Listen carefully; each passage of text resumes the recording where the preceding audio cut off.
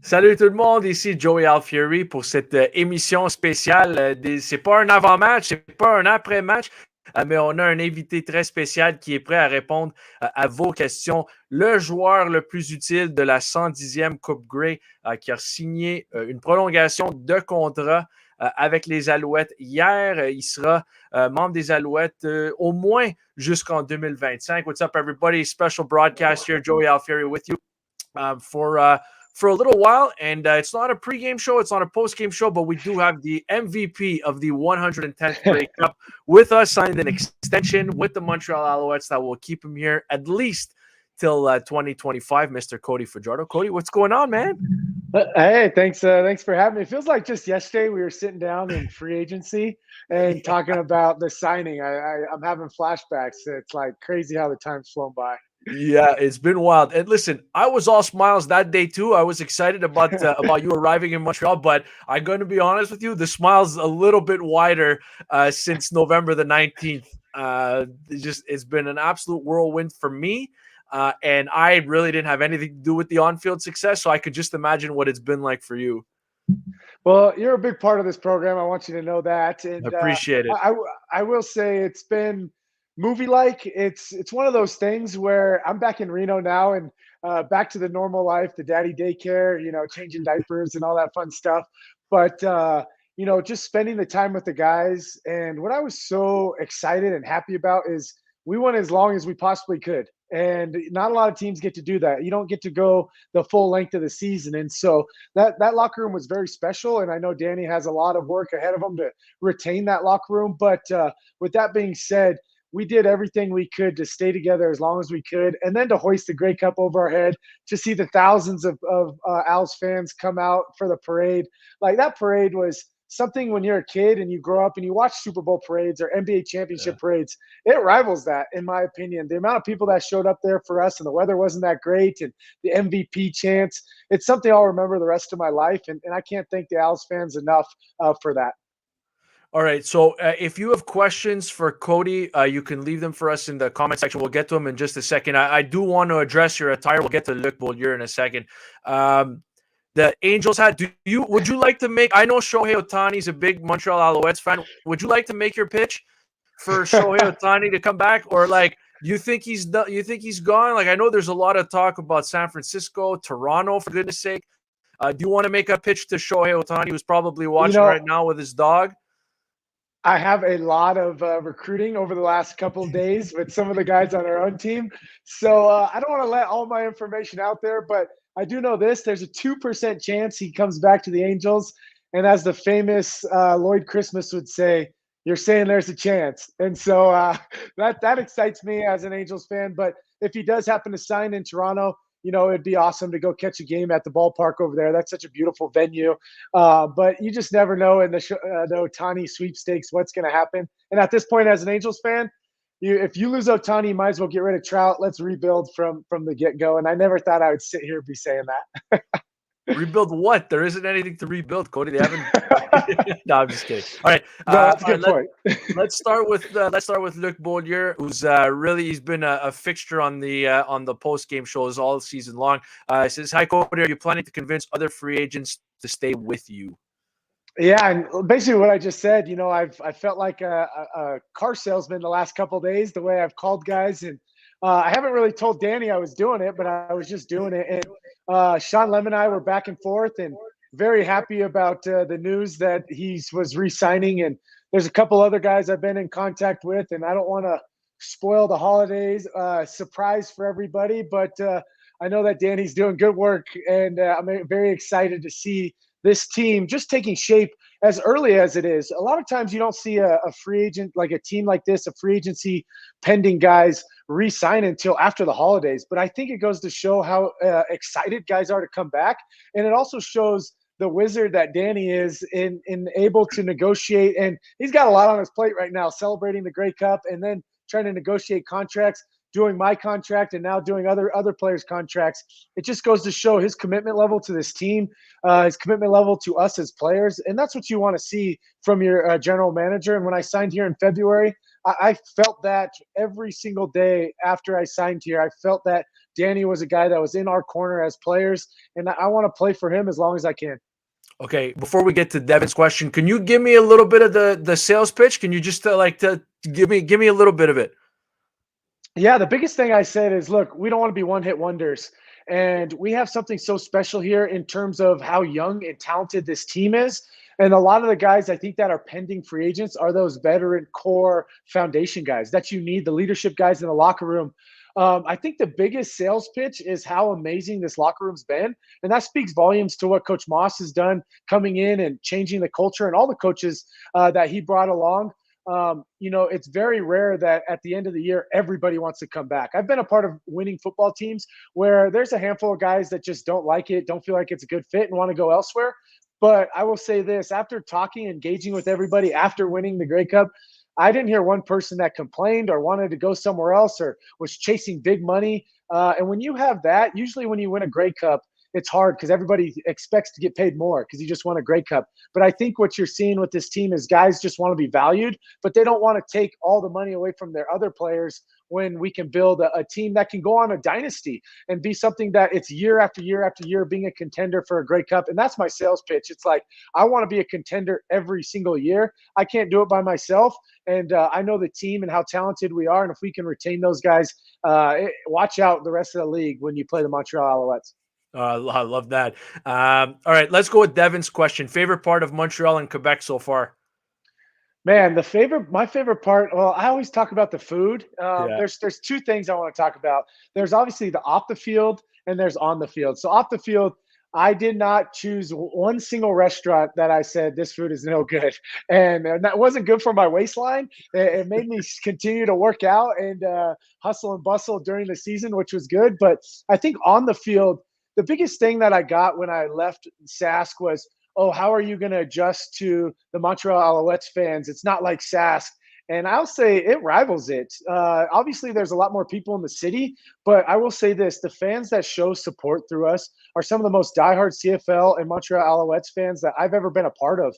And to see them out with us in the pouring rain on our fan day, and to see them staying at the games when we have long delays, lightning delays, and then they continue to make it hard and hostile for opposing teams. It's like there's a lot of incredible fans here. And so I did not see it change one bit. And that might create some craziness in Saskatchewan, but we have some incredible fans here, some very diehard fans that care a lot about this football team, and we want to do everything we can to make them proud. And being able to hoist that Grey Cup over our head and having them be a part of it was something so special to me because of all the time, all the money, and everything they dedicate to us as players in this organization. All right, let's go with Chris. Who is your biggest concern with coming to Montreal, and do you feel that concern has been mitigated? I think my biggest concern off the field was the French language. Yeah. Not obviously not being able to communicate. As you guys know, I'm a bit of a talker, and so like I like to talk and communicate and build relationships with people. And I felt like it was going to be hard for me because of the language barrier, but I didn't find that at all. And I'm still diving in. And now that I know I'm extended through 2 more years, it's really kicked me in the pants to learn some more French because now I know I'm solidified there for a couple more years. But it wasn't at all. There's a lot of people that obviously cared about us and as Americans coming in, and when we try to speak French, it's not like they're laughing at us or making fun of us. They appreciate when we go out and try something new. And so that's what I would say was the biggest thing I was concerned about going in, off the field. On the field, there was, I think, plenty of concerns that you can think about, a new owner, a new head coach, a lot of new team members, but it was something that excited me. And something that I saw Coach Moss's idea behind it. And I just wanted to be a small piece. And so some of those things that I was thinking was going to be so negative end up being a huge positive for me. And that's why I wanted to sign this extension, because I believe that if those were my 2 negatives and life was great and we win a Grey Cup, man, what else do I have to complain about? All right. The questions are coming in pretty quick, so you can get yours in. We have about 10 or so more minutes with Cody Fajardo, Grey Cup MVP. Let's go with Perrin Wolfson here. Bit of a long one, but what's going through your mind when you're throwing that ball on 3rd and 5 to Speaker, and how confident were you he'd come down with it?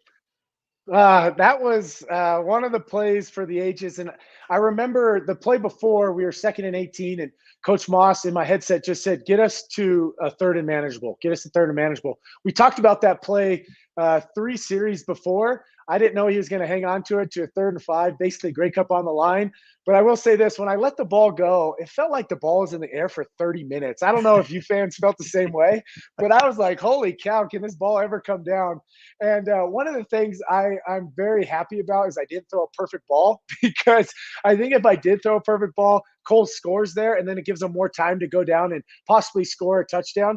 So Cole, I always joke with Cole because I say, I don't think I've ever seen a receiver climb the ladder and body catch it. But he said I was going to sure-handedly catch that, and it was very impressive to see what he did. And I spoke volumes to this after the game. Cole had 1 catch going into the Grey Cup, and he had 3 catches in that Grey Cup. 2 of them were two of the biggest catches of the game. One for a touchdown over Big Hill, and then the other one on the 3rd and 5. And so that speaks volumes to him as a character. He never complained and said, "I want the ball. I need the ball." He just waited for his opportunity and was ready to make a play when it came his way. And that goes to say for all of our receivers, it was an impressive showing by them, and very exciting game to be a part of. All right. Michael, who's also been around. I mean, all these people that are asking questions want to get to them all because they've been around all season supporting through thick and thin. They've been loyal. Michael wants to know the next play, the one to Philpott. Yeah, so my film study, I've played against Winnipeg quite a bit. And I knew once you had a big play on Winnipeg, they bring 0 coverage, which basically means they're bringing 1 more than you can protect.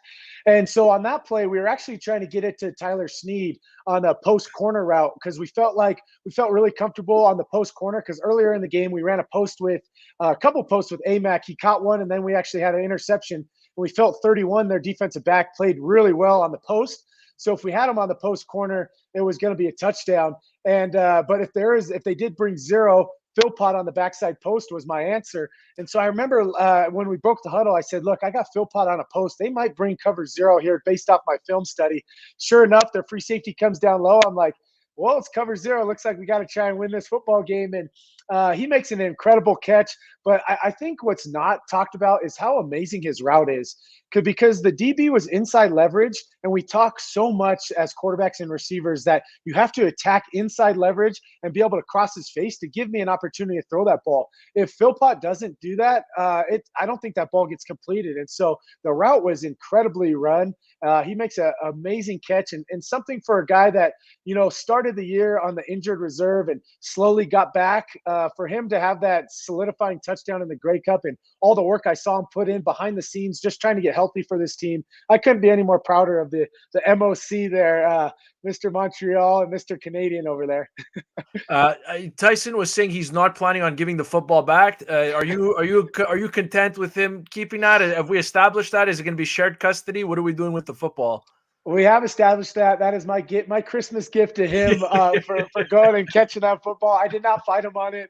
I was so proud of him, and he did. And it wasn't until you guys talked about it where I kind of thought about it, and I was like, he deserves that football. And so I just hope he puts it in a nice case one day with a picture of him catching it, because he deserves it. Before we get to Mike again, Louis Gregoire, my buddy, wants to know who your idol was growing up. Oh man, NFL football, Brett Favre was my idol. Obviously, the things that are coming out in the news now suck when he is your idol. But what I will say is his passion for the game, the way he threw touchdowns and just fist pumped. But I don't have the rocket arm that Brett Favre has. So I just love the passion and his toughness. I felt like he got hit a lot, and he showed up game in and game out for his team. And that's what I wanted to draw upon. And then my college idol was Tim Tebow, somebody I drew a lot of inspiration from, just the way he carried himself, the way he was as a leader, his toughness, his grittiness. Those are the 2 guys I grew up watching, and I try to emulate and take a little bit of their game and implement it into my game. Yeah, Devin loves that answer. Says, of course, it's Favre, you freaking gunslinger. Steph has written a couple times. What hasn't been said is how thankful we are you chose to come to Montreal, all the sacrifices you and your wife made. So thank you. Great season, great job from Alex. There's just so many. Like we're not going to be able to get to them all, but I want to get to as many as we can. I got a super picture from Cody at the parade. It's amazing to see the heart of the team. Okay, the Calvillo question working. Okay, well, let's do Manon and then the Calvillo question. All right. Does your wife like the mustache? Can't wait for next season. Go, Owls, go. The mustache served its part. I'm a little bit scruffy now, but the actual mustache was gone pretty quick afterwards. But I think I squeezed out every magic fairy dust out of it that I could. But it was one of those things that was so funny because at first, when I first cut the mustache, she was not a big fan of it. And then we won the semifinal, and she's like, I can kind of see it. And then we won the Eastern final, and she's like, okay. And then we won the Grey Cup, and she's like, you know what? As long as you want the mustache to stay, it can stay. And so those are the sacrifices that my wife made to put up with me and put up with me kissing her with a pokey mustache. But it was all worth it in the end because I firmly believe that was a big part of our Grey Cup run because it wasn't just me. And I don't know if you guys noticed, but I kind of started it. But there was a lot of guys, and when we look back on those pictures, you'll see a lot of those guys who rocked mustaches, and some guys are still rocking the mustache to this day. I know Tyler Sneed still got the mustache because he says the chicks dig the mustache. So it's pretty cool that a lot of those guys bought into the mustache. How come we didn't see you at the Habs game? Cody went back home. Cody had to go back home. So that's why you didn't see him there, but he'll be going back and forth quite a bit. Luc Brodeur Jourdain, mustache was awful. Glad there was a pretty face under. That's cool. I'm not sure about that, but I appreciate that. Nice to see Luc in the comments. Thank you for choosing Montreal. The Nest loves you. What surprised you most about Montreal? That's from Liza.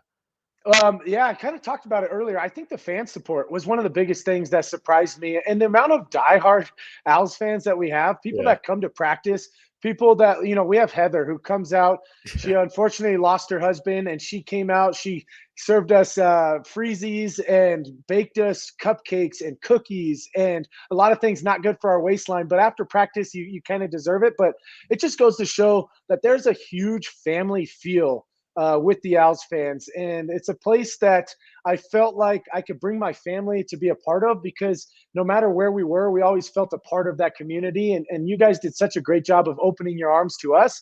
And we are so thankful for that. And I was nervous. Didn't know, a lot of emotions were running through us when we signed in February, but the amount of people that reached out to us and just kind of reassured us that this was the right spot for us in time. And then winning a Grey Cup and being able to celebrate with all of you is truly something that, like I said, I'll remember for the rest of my life. I know Luca won't remember now, but when we look back on these pictures, it's something he'll cherish for the rest of his life as well. Yeah, I hope you guys got some good pictures of Luca and the Benz riding to his final destination there on the final moments of the parade. Those are some pretty cool shots. They are very cool, and I had to keep feeding him. He's an eater, so I had to keep feeding him, just to keep him calm. But one thing I know about him is when the lights and cameras come on, he seems to put on a show for everyone. Because I was so nervous when I got on stage for the MVP acceptance and then for the Grey Cup. I was like, millions of people are watching this. I hope he doesn't make me look like a bad dad and just start screaming his head off.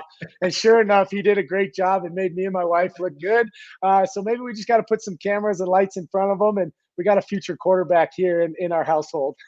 Just like that, when the bright lights come on, that's when he comes to play. All right, Denis, another loyal fan. What's your winter schedule like as far as getting ready for next season? You're gonna take a little bit of time off. Have you taken some time off? Yeah, that's a great question. A lot of yard work around the house, so that's what I've been doing.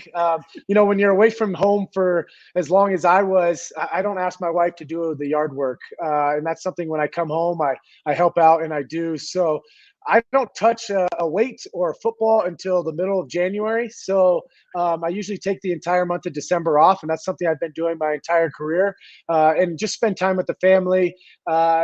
Gain a couple lbs, some sloppy lbs, and enjoy the holidays, eat whatever I want. And then when the new year kicks in, when January 1st kicks in, that's when you get excited about the 2024 season. That's when everything starts rolling over and you get ready for that new upcoming season. It's something I've done my entire career, and apparently it works. And when you win a Grey Cup, a lot of that hard work and that regimen that you have, you don't know if it works. And then you win a Grey Cup and you're like, okay, all that hard work and that routine that I'm in, it all pays off because you win a Grey Cup. So it just kind of solidifies that you're doing the right thing. Yeah. Speaking of food, Seb and his two children came to practice a bunch. They brought bagels at one point. They brought a bunch of fruits, blueberries, chocolate covered fruit as well. Any special requests for post practice snacks next season? You want to get your order in?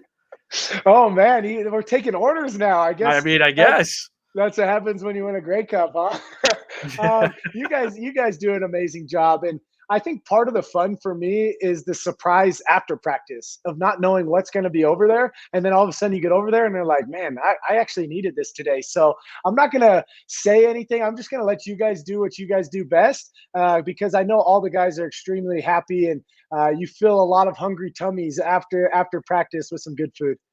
All right. I'm going to address all of these FYJW questions in one because there's like a million of them. Back to back, just watch. Anyways, there's a lot of comments. Did you ever think that was going to catch on? First of all, did you realize that we were in the back of the room, that our cameraman Sam was in the back of the room filming? And I'm not going to lie to you. I was in the room and I had a lump in my throat. At one point, Cody, I had to turn around and look away just because I didn't want anyone to see me choking up. But I did leave that meeting and I went to go see a bunch of my colleagues in marketing. And you can ask them. I looked at them dead in the eyes and I said, guys, I just came out of a meeting. We are not losing this game tomorrow. I'm just telling you right now. And they looked at me like, huh? Like, what are you talking about? Of course we're not losing. I'm like, no. I know we're not losing, but I'm telling you right now, we are not losing this game. You haven't seen the footage of what I've just seen live. But did you ever think that would catch on to this point? Because people were chanting it right back to you at the parade. It was wild. That's an amazing story, by the way. So thank you for sharing that. But it was something when Coach Moss said, "Hey, I'm going to open the floor the day before the Grey Cup for anybody who is a past Grey Cup winner or anybody who wants to say anything." And it was so funny because I was sitting in the back of the room and I would stand up and then somebody else in front of me would stand up and they wouldn't see me. So then I'd sit back down and then somebody would stand up. And then I was getting like, oh man, maybe I'm, did I lose you guys there? No, I'm still here. Oh, okay. Good. And then I was worried. I was like, oh man, is that a sign that I shouldn't do this? And the night before when I was thinking about what I wanted to say, and I've talked about this, I said, a lot of people know me as just like even keeled. I just try to lay low. I'm not like a rah-rah guy. I said, well, if I want to get people's attention, if I start screaming and shouting, if I use profanity, something I normally don't do, I think I'm going to get some eyes on me. And one of my favorite thing about the video, and I knew that there was cameras in there because I think they're releasing a docuseries or something. So I knew that there was cameras in there. But one of the things, I believe it was Gags, he was kind of like looking down. Yeah, he was. When I slammed the table the first time, he's like, oh, maybe I should listen to this. And that goes to show like, I really caught people's attention. But to say about your lump in your throat, when I walked back, seeing some of the guys that had tears in their eyes, goosebumps, and the amount of people that came up to me afterwards, man, LBJ was on here and I sat next to LBJ after the speech, and he was sniffling a little bit. And to get a guy like that to sniffle, I felt like I wanted my speech to come from the heart, and I wanted it something that was a rally cry for the team, that they knew I was going to give them everything I had. And so the amount of people that it affected and the amount of legs it grew ever since, even after, it was so funny because nobody knew what the speech was. And our team was like, zip their lips. No one was telling they're like, Cody's speech. And so me, what the hell?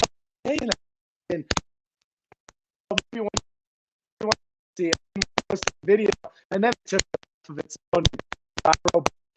It wasn't. I didn't do it for that portion. I did it because I wanted to be fired up and just let them know that this opportunity of playing up doesn't come very often, and I was going to lay my ball down the line. I think your AirPods might be giving out because I don't know if it's just cutting for me, but you're cutting a little bit. Let's try to. We'll try to get a couple, just one or two more. Let's see. Do I have you now? Now I don't hear you at all. Maybe you want to put the AirPods back in.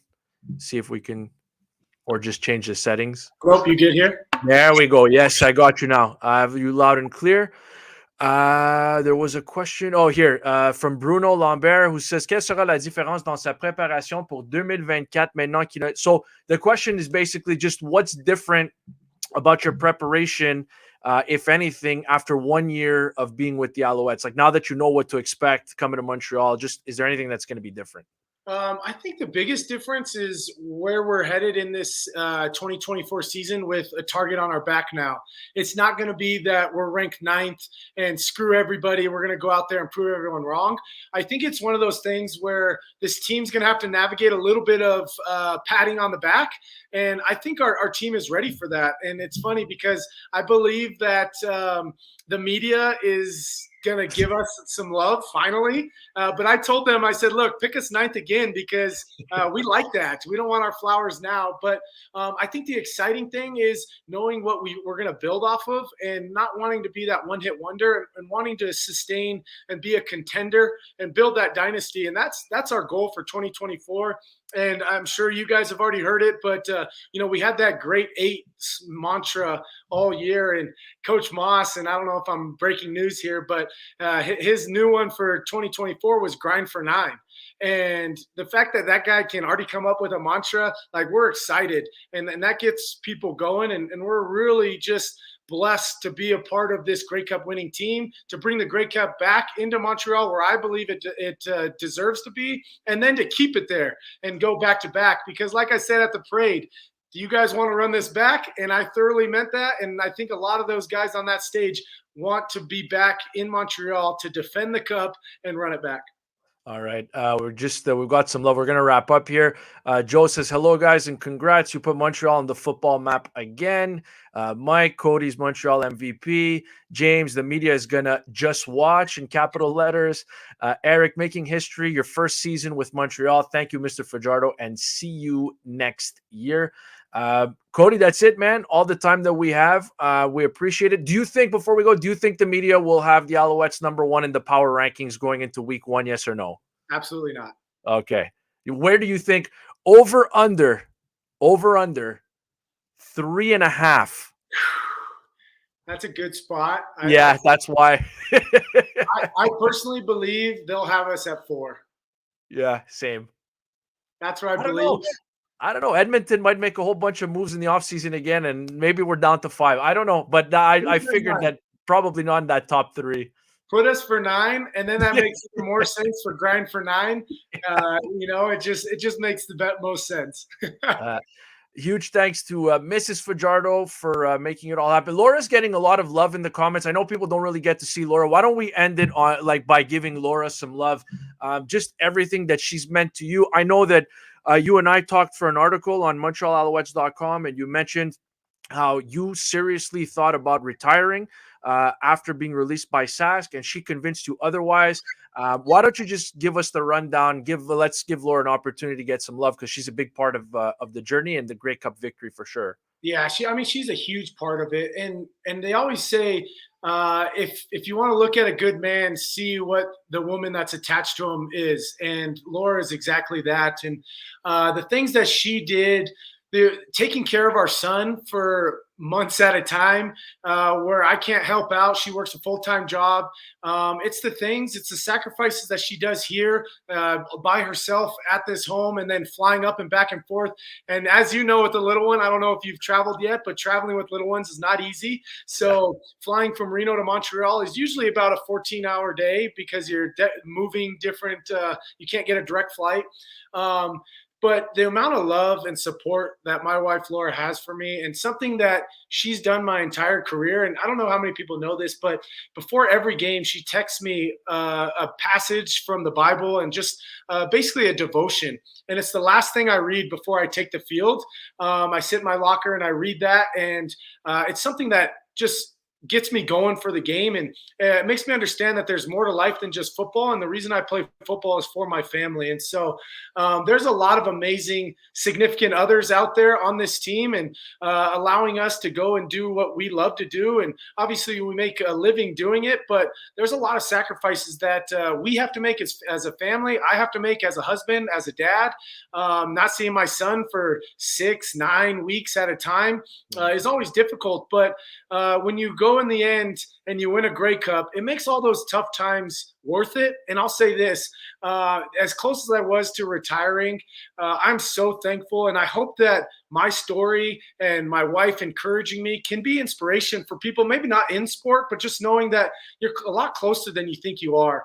And it's really easy just to hang them up and give up when things get tough. But I think your true character shows when you are able to battle through those tough times. And at the end, it's I'm a religious guy, and this was God's plan. And so I'm extremely thankful for my wife allowing me to come back, and now even allowing me to sign a 2-year deal. That's another 2 years. That's going to be very difficult on our family, just being apart.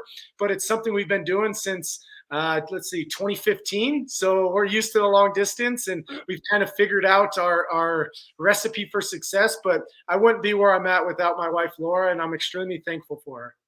Cody, you're the man, 110th Grey Cup MVP. You were an MVP to me even before then, but now everyone else knows. Thank you for the time. Enjoy the family, and we'll see you around Montreal at some point this winter. Is that fair to say? We'll see you around? Absolutely. I look forward to seeing everybody and shaking a lot of people's hands and just bringing all the excitement. I think what I'm really excited for is that first home opener next year. Yeah. It's going to be buzzing because we'll have the banner reveal. Everyone's going to be just excited about Owls football being back, and I can't wait for that. That's something I'm really looking forward to. It's funny you mentioned that. I have people hitting me up for tickets already. So for the home opener, they want to see the banner reveal. It's been a long time. Cody, all the best to the family. Merry Christmas, happy holidays, and we'll talk again real soon, man. Thanks for doing this. Absolutely. Merry Christmas, everyone. Talk soon. All right, wow. Cody Fajardo, 110th Grey Cup MVP. Donc, merci beaucoup à Cody Fajardo. Écoute, je sais qu'on n'a pas pris le temps de parler beaucoup en français. Je pourrais vous faire un petit résumé assez rapidement. C'est juste qu'on voulait, il y avait beaucoup de questions, donc on voulait mentionner le plus gros nombre de questions possible. Il a remercié sa femme, Laura, qui a fait un excellent travail pendant la saison. Elle n'est pas à Montréal. Donc, elle reste à Reno, au Nevada, avec leur petit garçon Luca. Donc, c'est beaucoup de sacrifices. Cody a mentionné qu'il est prêt, il a déjà commencé à négocier, ou pas négocier, mais de parler avec des joueurs, des agents libres, et il aimerait ça convaincre une couple de joueurs de s'en venir à Montréal. Il aime beaucoup, de quoi il a mentionné? Il aime beaucoup la bouffe à Montréal. Il est excité pour la saison prochaine. Il a dit que là, il va se laisser un peu de temps avant de reprendre son entraînement. Il ne touchera pas un ballon de football avant mi-janvier. Il va se gâter avec la bonne bouffe pour Noël et tout ça. Donc, il a admis qu'il va prendre un peu de poids. Mais absolument, il y a plein de points. On va en faire d'autres, des en direct tout au long de la saison morte. C'est sûr que là, le mois de mai va arriver rapidement, mais on dirait que c'est très loin. Mais quand tu as un championnat derrière toi, c'est sûr que c'est beaucoup plus amusant en tant que partisan, en tant que joueur, en tant qu'employé de l'équipe. Cody l'a mentionné, il a vraiment hâte pour le premier match la saison prochaine. Les billets individuels ne sont pas en vente en ce moment, mais vous pouvez vous acheter un abonnement de 3 matchs, de 5 matchs, un abonnement pour la saison au complet. On a des prix extrêmement compétitifs. La valeur est là pour venir supporter ces joueurs-là. Comment est-ce qu'on peut ne pas supporter des gars comme ça, des gars qui donnent tout pour cette équipe, pour notre ville et pour notre province? Donc, allez visiter goalsgo.com. Il y a différents forfaits. Il y a, comme j'ai mentionné, il y a des prix pour tout le monde. Donc, allez-y et venez encourager vos Alouettes, vos champions en titre. Et c'est comme ça que vous pouvez vous garantir une place pour le premier match de la saison régulière où on va évidemment dévoiler la nouvelle bannière champion Coupe Grey 2023. Encore une fois, Sean Lemon a signé un nouveau contrat aujourd'hui. Il va avoir un article que je vais écrire dans les prochaines heures, prochains jours. Vous pouvez visiter goalsgo.com, montrealalouettes.com for all the latest news and notes. Okay, before we go, I know that there's a lot of people asking about la vente de vestiaire, the garage sale, the locker room sale. I know, Rob, I see you. I know I have a lot of people asking me questions about that. There's going to be news coming out very, very, very shortly. Donc, pour la vente de vestiaire, il va y avoir des nouvelles qui vont sortir très, très prochainement. Donc, encore une fois, soyez à l'affût sur Facebook, sur Twitter, sur Instagram. On va avoir une annonce très bientôt. Donc, c'est ça. Donc, je ne peux pas en dire plus en ce moment, mais on va avoir des détails très bientôt. Le calendrier devrait sortir prochainement. Claude, je vois ta question. Le calendrier 2024 va sortir prochaine. Mais moi, je pense que ça va être avant le 1er janvier, donc dans les prochaines semaines. OK? Donc, merci beaucoup tout le monde. On va avoir plein de contenu dans les prochains jours, prochaines semaines. Donc, s'il vous plaît, allez visiter notre site web, alouettedemontréal.com, goalsgo.com, montrealalouettes.com. It's all the same thing. Go visit the website because we're going to have lots of fun content with the cup, without the cup, but mostly with the cup. Donc, bonne soirée. Joyeuses fêtes à tous. Merry Christmas, Happy Holidays, everyone. Merci pour le support en 2023. Écoute, ça a été incroyable de voir le monde qui ont été sur le live, qui lisent les articles, qui partagent nos publications. C'est vraiment incroyable de voir. Et comme on a mentionné, il y a plein de nouveaux abonnés de saison qui vont joindre à nous pour 2024, qui est très excitant. Donc, merci beaucoup tout le monde pour le support. Vous êtes nombreux à m'écrire à tous les jours. Vous voulez des nouvelles de vos Alouettes et je pense qu'il va y avoir plein de nouvelles pour les champions en titre. Donc, merci beaucoup tout le monde. On se revoit prochainement et Go House Go. Et encore une fois, on va avoir les détails sur la vente de vestiaire très, très bientôt. Go House Go. Merci tout le monde.